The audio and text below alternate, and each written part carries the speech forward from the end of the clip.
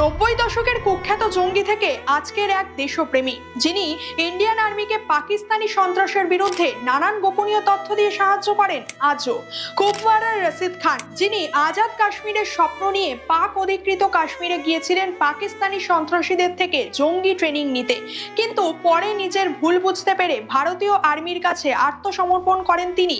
কুপওয়ারা থেকে সোপোর পর্যন্ত বিস্তীর্ণ এলাকায় 100-রও বেশি জঙ্গিকে ধরিয়ে দিতে সাহায্য করেছে এই রশিদ খান। কটা জঙ্গি আজ ঠিক ভুলের পার্থক্য করতে পারে বলুন তো?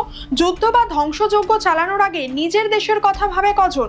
রশিদ খান পেরেছে, আর এই জন্যই পেহেলগাঁওয়ের হামলার খবর শুনে তিনি বলেন এই কাজ মানুষ করতে পারে না। এমনকি ভারতীয় সেনার কাঁধে কাঁধ মিলিয়ে যুদ্ধে সাহায্য করার দাবিও জানান তিনি।